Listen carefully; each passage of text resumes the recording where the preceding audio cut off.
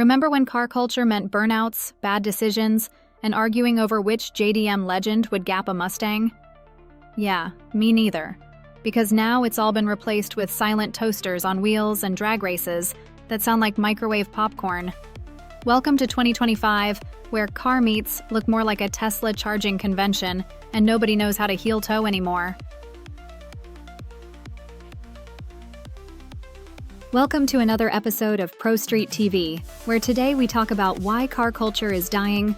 Or is it? It didn't used to be like this.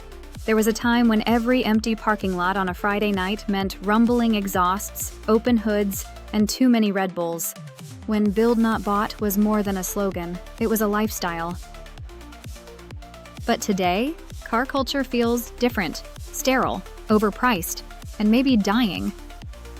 The early 2000s were the glory days. You didn't need 20 grand and a sponsorship to turn heads. Just your car, a set of coilovers, and maybe a fart can that rattled your mom's house.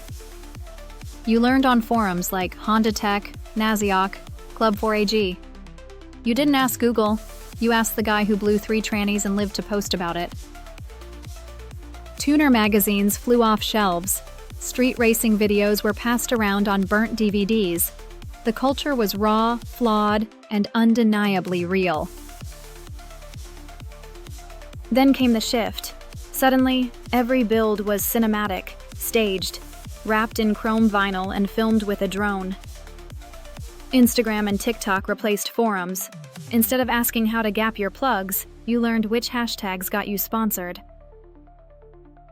DIY gave way to bolt-on flex, and somewhere in that transition, the soul got lost. Instead of showing what you could do with your car, it became about brand deals, clout, and the perfect lighting, not compression ratios and trap speeds. What's worse, people started buying cars finished. No build stories, no busted knuckles, just keys, a filter preset, and a thirst trap in the driver's seat. So who killed it? Who unplugged the life support?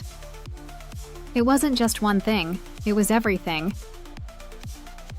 Takeover clowns made car enthusiast a dirty word. One idiot doing donuts on a freeway ruined it for 1,000 legit builders. Insurance companies hike rates on anything with a wing. Cities crack down on meats. And emissions laws don't get us started. Add the price gouging. $40,000 Supras with 200K miles. $5,000 K-Series engines. $2,500 for a set of seats that smell like mildew and regret. Even the media plays a part, glorifying nonsense, ignoring the real builders, and flooding the algorithm with people who wouldn't know a torque wrench from a selfie stick. The passion and drive that once sparked a car culture was gone. Less builds, more kits and pre-made components led to look-alike cars replacing our once beloved builds.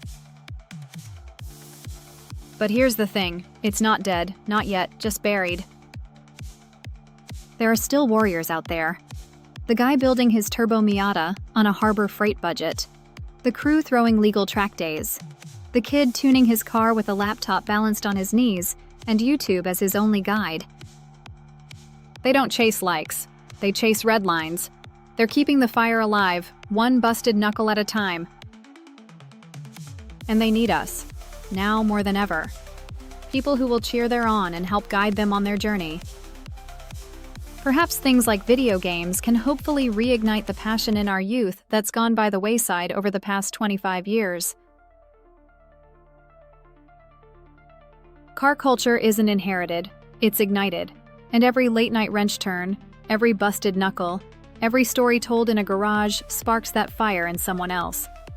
If we want the next generation to feel what we felt, then it's on us, not just to pass the torch, but to light the damn thing ourselves. So close the app, put down your phone, grab a wrench, and go remind the world why we fell in love with this shit in the first place. Thanks again for watching Pro Street TV. Make sure to drop us a like and a follow. We post content daily. And if you haven't already today, go encourage someone and give them the confidence to build their dreams.